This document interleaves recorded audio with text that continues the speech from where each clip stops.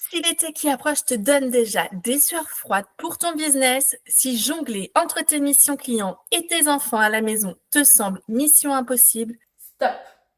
Cette vidéo est à bouffer d'air frais. dis ciao à la charge mentale, à l'impression de toujours courir après le temps. Aujourd'hui, on va ajouter du soleil dans ton quotidien et préparer ton cerveau à un été serein pour une rentrée rechargée à bloc. Hello et bienvenue dans le podcast Les coulisses de ton biz. Je suis Marine, consultante et formatrice en organisation du business. Je suis convaincue que tout le monde est capable de s'organiser, même toi. Il suffit que tu connaisses les trucs et les astuces qui s'adaptent à toi et pas l'inverse. Dans ce podcast, je vais te présenter des trucs et des astuces pour que tu puisses prendre en main ton organisation. Alors oui, je connais tes galères. Savoir où travailler, quand, comment, sur quoi et surtout, comment ne pas te dédoubler pour profiter de tes enfants tout en étant au top sur tes missions. Tout ça, ça se teste et ça s'apprend. Et c'est exactement ce que je vais te dévoiler dans cette vidéo. Mes stratégies, mes trucs, mes astuces pour kiffer ton été et les prochaines vacances scolaires. Prête? C'est parti! S'il n'y a qu'un seul conseil à retenir de cette vidéo, c'est celui-ci. Respire, souffle, ça va bien se passer. Profite de tes enfants. Là, tu es peut-être dans le rush avec un bébé dans le bras, un autre qui est en train d'hurler à côté, mais crois-moi, ça passe tellement vite. Et c'est une maman qui te parle, celle qui a commencé le télétravail avec une fille de 2 ans et un garçon de 9 mois à la maison, qui a enchaîné avec l'entrepreneuriat. Crois-moi, j'emmène mes enfants à l'école, je vais les chercher et je les ai à 90% du temps avec moi les mercredis et les vacances scolaires. Eh bien, crois-moi, ils ont maintenant 6 et 7 ans et j'ai l'impression de ne pas les avoir vus grandir. Garde en tête que ce n'est pas quelque chose d'inné de travailler avec ses enfants à la maison. Mais ça s'apprend. Alors oui, tu vas tester des choses. Oui, ça va super bien marcher lundi et mardi, mais mercredi, parce que Mercure aura rétrogradé, que ton petit aura perdu son doudou, que ta fille aura mal dormi, eh ben ça ne va pas marcher. Et c'est pas grave, tu restes une super maman qui fait du mieux qu'elle peut. Tes enfants ne se souviendront pas que tu as passé 3 heures à bosser le matin pour seulement 30 minutes de jeu avec eux.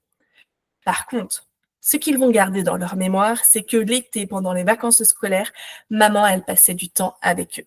Et ça n'a pas de prix. Et ma phrase du début, lorsque je t'ai dit respire, souffle, ça va bien se passer, bah c'était pas une blague. C'est un vrai conseil secret que je te donne. Médite et souffle, va marcher avec eux, fais-les rêver tes enfants. Emmène-les au parc pour le goûter ou fais un pique-nique. Pour les vacances quand il pleut, tu peux improviser un pique-nique dans le salon. Ça marche à tous les coups. Si tu as un extérieur, tu peux même le faire chez toi, sous les arbres ou dans le trampoline si tu en as un. Teste le minuteur magique. Commence par jouer avec eux pour combler leurs besoins d'attention. Puis tu mets un minuteur 20 à 30 minutes pour ton temps de travail. Et tu fais de même pour le temps jeu avec eux. Ils vont comprendre que lorsque le minuteur sonne, ça veut dire que c'est le moment de changer d'activité. Soit c'est le moment où tu restes tranquille dans ton business, soit c'est le moment où tu joues avec eux. Avec ce minuteur, tu peux aussi utiliser des alarmes avec des messages vocaux. Ça marche très très bien aussi, ça, pour les matins d'école, pour arrêter de crier « Dépêche-toi, mets tes chaussures, va laver tes dents ». Tu mets l'alarme 10 minutes avant de partir. C'est le signal pour arrêter de jouer. Aller brosser ses dents, faire sa toilette du matin. 5 minutes avant, tu entends une alarme qui te dit « On part dans 5 minutes ». Ça, c'est le signal pour aller mettre les chaussures, le manteau et le cartable.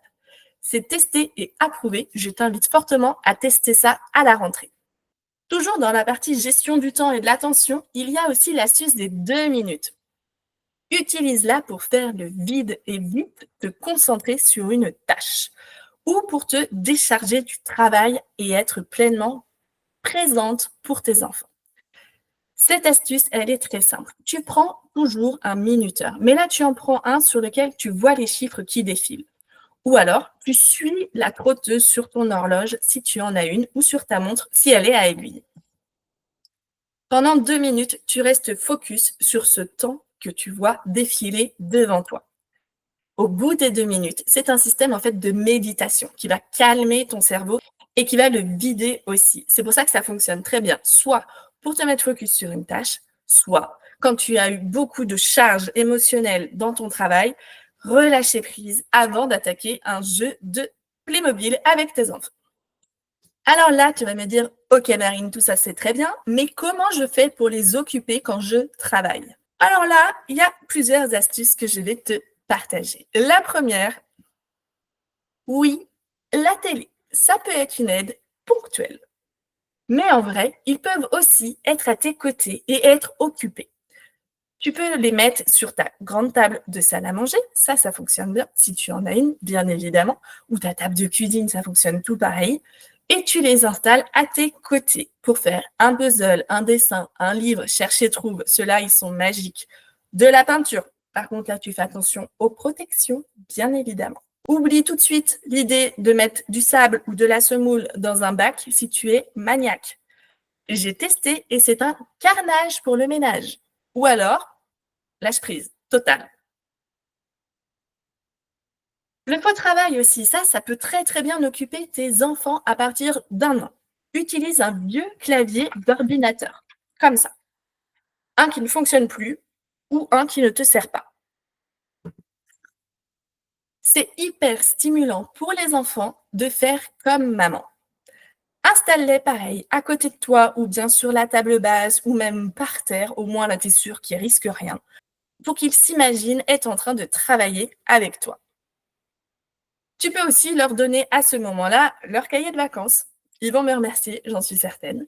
Des coloriages ou d'autres activités manuelles ou d'autres activités avec des crayons pour faire comme maman. Ce qui est top avec le fait d'installer tes enfants à proximité de toi, quand toi tu travailles, c'est que tu es présente pour eux parce qu'ils te voient.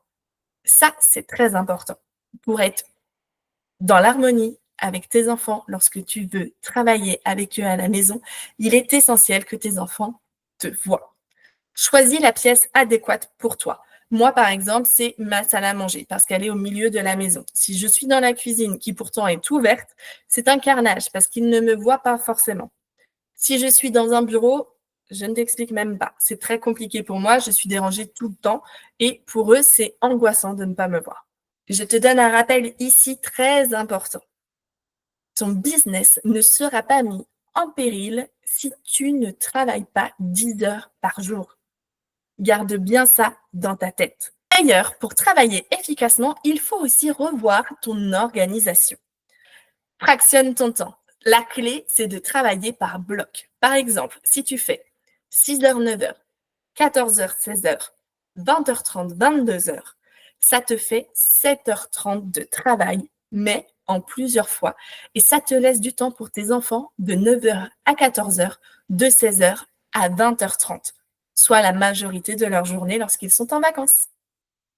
Et surtout, délègue sans aucune culpabilité. Quand le papa est là, profites-en pour qu'il s'occupe de ses enfants et que toi, tu puisses avancer justement dans une pièce renfermée sur quelque chose pour être focus à 100%. Tu as la possibilité aussi peut-être de les mettre en centre aéré chez les grands-parents ou alors invite un copain, un seul copain par enfant. Et pas la peine de te lancer dans une chasse au trésor lorsque le copain est à la maison. Ils s'occuperont très bien tout seuls. L'avantage avec cette astuce, c'est que les parents, souvent, ils se sentent redevables. Et du coup, ils te prennent tes enfants après. À toi, l'après-midi tranquille par la suite. Je te conseillerais quand même, pour cette astuce, d'inviter un copain par enfant. C'est mieux pour éviter les chamailleries. Astuce bonus aussi pour les entrepreneurs. Communique avec tes clients. Préviens-les que tu ne seras pas H24 sur ton téléphone pendant l'été. Demande-leur d'anticiper au moins la veille pour le lendemain. Prends de la marge pour toutes tes missions habituelles et optimise tes tâches. Évite les brainstorming, la rédaction de contrats, les calls importants au moment des repas. Privilégie les tâches qui demandent peu de concentration quand tes enfants sont les plus demandeurs. Tu vois, ma chère maman entrepreneur, cet été n'a pas à être une course contre la montre épuisante. Avec ces quelques petits ajustements, tu peux non seulement faire avancer ton business, mais surtout créer des souvenirs précieux avec tes enfants. Inspire, fais de ton mieux. Et rappelle-toi que le plus beau cadeau que tu puisses faire à tes enfants, c'est ta présence et ton amour. Voilà, tu as maintenant toutes les cartes en main pour transformer ton été en une période productive et agréable. Du mindset à la gestion des imprévus, en passant par l'art d'occuper tes enfants. Ces stratégies sont faites pour te faciliter la vie. L'objectif, moins de stress, plus de joie et une rentrée au top. J'espère sincèrement que cette vidéo t'a donné les clés pour aborder les prochaines semaines avec plus de sérénité. Si c'est le cas, je t'invite à liker et bien sûr pour ne rien manquer de mes conseils pour une vie pro et perso épanouie, abonne-toi et active la clochette. Dis-moi en commentaire quelle astuce tu vas tester en premier. Je suis impatiente de lire tes retours et te retrouver très vite pour de nouvelles vidéos. Bel été à toi!